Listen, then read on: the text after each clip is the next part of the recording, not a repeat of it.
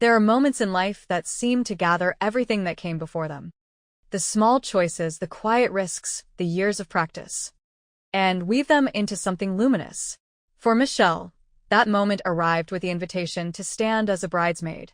She'd been asked by one of her close friends from work, a woman named Claire who'd never once stumbled over her name or hesitated in affection. When the envelope came, Michelle opened it with a trembling excitement that made her seem younger, her usual calm replaced by wide-eyed disbelief.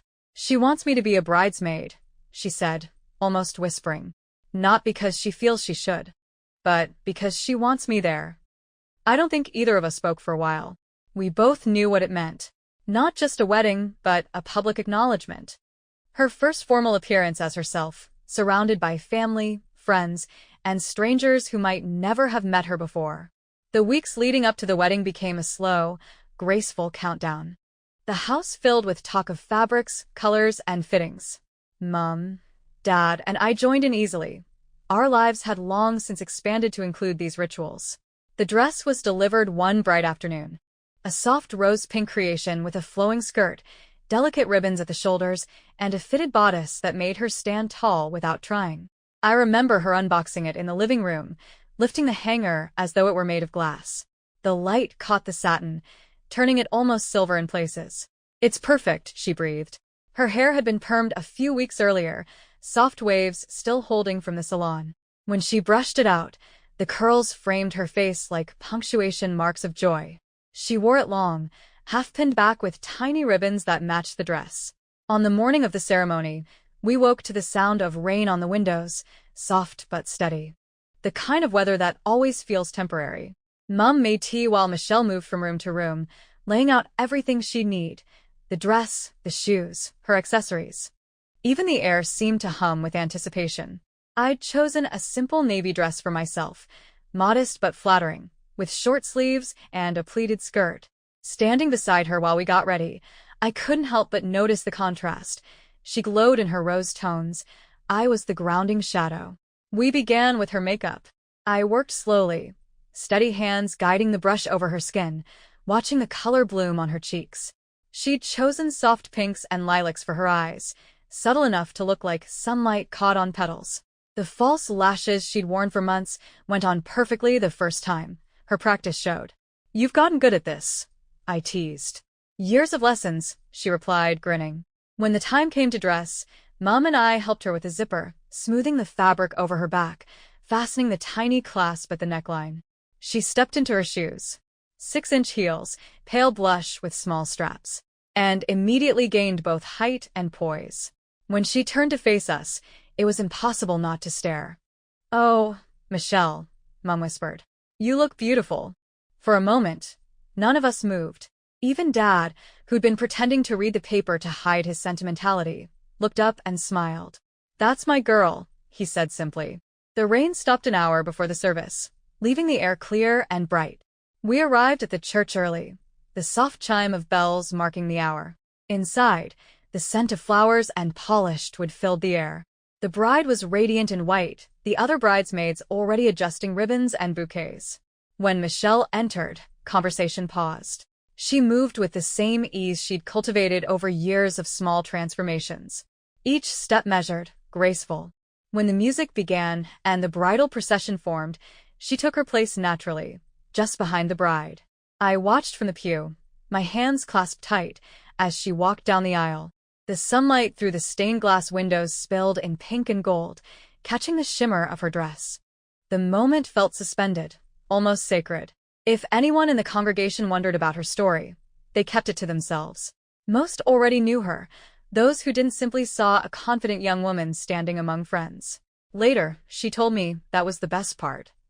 After the ceremony came the reception, filled with laughter and clinking glasses. The best man, who knew the truth of her journey, asked her to dance. She said yes, without hesitation.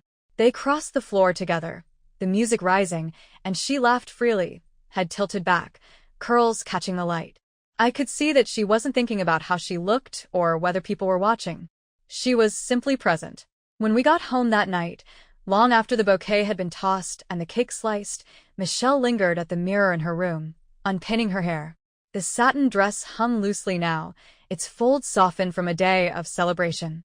I leaned in the doorway, still in my navy gown, shoes dangling from my fingers. "Well," I said, "you did it." She smiled at her reflection. "It felt easy. Easier than I thought." "It's supposed to," I said. "You've been rehearsing for this your whole life." She turned to face me, her expression thoughtful. "It wasn't about pretending anymore," she said quietly. "It was about belonging." I nodded. "You always did." "You just had to show the rest of the world." She laughed softly, that bright, musical laugh that had followed her since childhood. Then she hugged me, still smelling faintly of roses and rain. The next morning, her bridesmaid's dress hung near the window, catching the early light. The pink ribbons fluttered in the breeze. On her dresser lay the invitation, now slightly smudged from handling, beside a folded note she'd written to herself before the wedding. I glanced at it once when she wasn't looking. It said only, "You are allowed to be seen." And she had been. Seen, celebrated, and most importantly, accepted. When I think of that day, I don't remember the ceremony so much as the moment she stepped into the sunlight outside the church, lifting her face to the sky, the bells ringing above her. In that single instant, she wasn't the boy who'd borrowed my dresses or the teenager learning how to walk in heels. She was my sister, whole and radiant, moving through the world with a grace that needed no explanation. After the wedding, there was one detail of Michelle's outfit she couldn't stop talking about. Not the shoes, not the ribbons, not even the dress itself. It was the corset. She'd worn it beneath her bridesmaid gown, a delicate structure of satin and lace that gave her posture the kind of quiet strength she'd always admired in others. I remember helping her lace it that morning before the ceremony, fingers threading through soft ribbon, the fabric drawing in around her frame. She had stood still, smiling at her reflection. "It makes me feel assembled," she said, and I understood what she meant. In the days that followed, the corset became her newest fascination. She liked the sense of order it created, the way it shaped her stance, reminded her to breathe slowly and move intentionally. "It's posture and patience stitched together," she said one night over tea, running her hands along the stays as though they were the lines of a poem. By the following Monday, she had decided corsets weren't for special occasions anymore. They would be part of her everyday rhythm, the invisible architecture beneath her polished surface. Mum raised an eyebrow when Michelle announced her plan at breakfast. "Every day?" Mum asked. "Not for vanity," Michelle said quickly, buttering her toast. "It just helps me feel centered." Dad chuckled. "Whatever makes the day start right, love." And that was that. The first few mornings were a family affair. Mum, or I would help with the laces before work, pulling gently until the fit felt right. Firm but never harsh. She'd stand in front of the mirror, smoothing her blouse over the structure, adjusting the line where fabric met skin. "There," she'd say, taking a deep breath. "Everything in its place." From that moment, I began to notice a subtle shift in her energy. She'd always been graceful, but now her presence seemed to have weight, as if her confidence had been given a frame. Even something as simple as her walk from the kitchen to the car carried intention. Her wardrobe adjusted itself around the new habit. Fitted blouses replaced loose tops, tailored jackets found new purpose. She rediscovered skirts she hadn't worn in months and paired them with soft knits that draped elegantly. "If I'm going to wear structure," she said one Saturday as we sorted laundry, "the fabric around it should echo that strength." That weekend we went shopping for a few new pieces to match the look. The boutique smelled faintly of cedar and perfume, racks glimmering with subtle shades. I wore a pale jumper and jeans, simple for comfort. She was in her new favorite navy blouse and cream skirt, heels clicking softly across the floorboards. A saleswoman greeted us and, seeing the two of us together, said, "You both have such similar posture." "So elegant." Michelle smiled. "It's the support system," she said lightly, but I knew she was thinking about more than fabric. Every morning she tightened the laces like someone tuning an instrument, finding balance before the day began. At work, her colleagues noticed, but couldn't name what had changed. "You carry yourself differently," one said. "You seem very sure of yourself lately." She shrugged modestly. "Maybe I've just learned how to stand still without shrinking." That phrase stuck with me. Without shrinking. It described so much more than posture. One evening, while we prepared dinner, I asked if wearing it every day was tiring. She paused, hands steady over the chopping board. "Not at all," she said. "It reminds me who I am." Every tug of the ribbon feels like a breath drawn inward. There was poetry in the way she said it, but also truth. For Michelle, the corset wasn't about appearance. It represented the years she had spent learning to inhabit her own form. Sometimes, when she sat at her vanity after work, unfastening each clasp slowly, she would sigh with contentment. "It's like unbuttoning the day," she'd say. "I've done my part, stood my ground, and now I can rest." By autumn, she had a small collection of them, each one unique. A dove-gray piece for everyday wear, soft and understated, a cream one for lighter blouses, and one deep wine-colored satin for evenings, subtle but confident. She kept them in the wardrobe beside her work dresses, folded with the same care she gave to everything she owned. Sometimes, when I came into her room at night, I'd find her standing in front of the mirror, experimenting with new ways to pair them with her clothes. "It's strange," she said once, adjusting a ribbon. "People think of these as old-fashioned, but I don't feel trapped in it. I feel free, somehow, like it gives my outside the same shape my inside's been trying to hold." "You sound like a poet," I told her. She laughed softly. "Maybe just a woman who likes structure." That winter, at the office holiday gathering, she wore a soft emerald dress layered over one of her corsets, and it fit her like intention itself. The neckline framed her face, her hair fell in gentle curls, and every movement seemed measured, musical. Afterward, one of her colleagues told me privately, "Your sister looks like she was born to stand in a room like that." And I thought, she was. She just had to build the frame first. The corset became more than an accessory. It was a quiet testament to balance, to beauty earned through patience, to confidence born of care.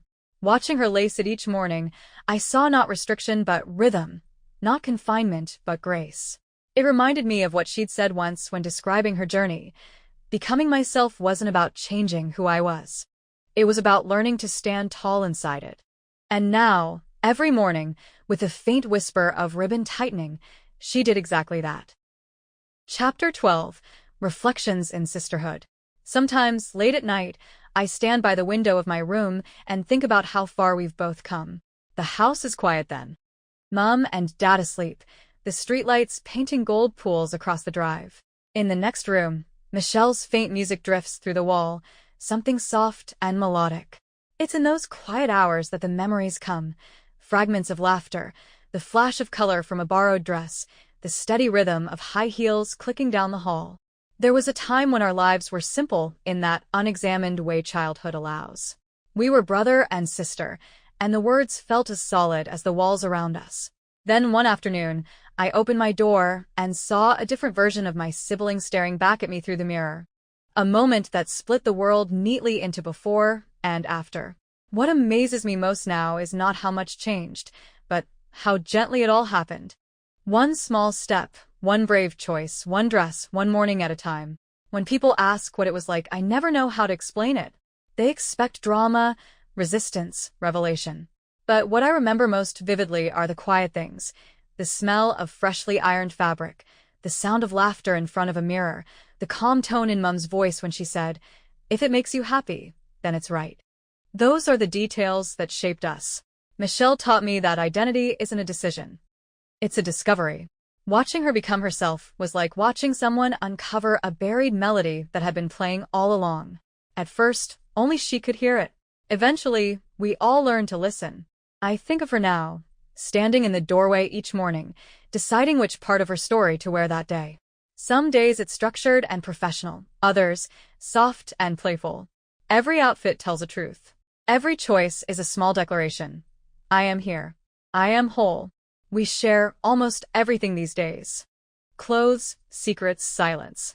When we go out together, people often assume we're just sisters, and the word feels so natural that neither of us corrects them. There's no need. That's what we are. But underneath that simplicity lies the long thread of our history. I remember the boy who used to follow me around the garden, trying to match my stride. The same eyes, the same laughter. Only now they belong to someone who has learned what they were meant to see. Sometimes, when she's trying on a new dress, she'll still ask, "Does this look all right?" And I'll answer, "It looks like you."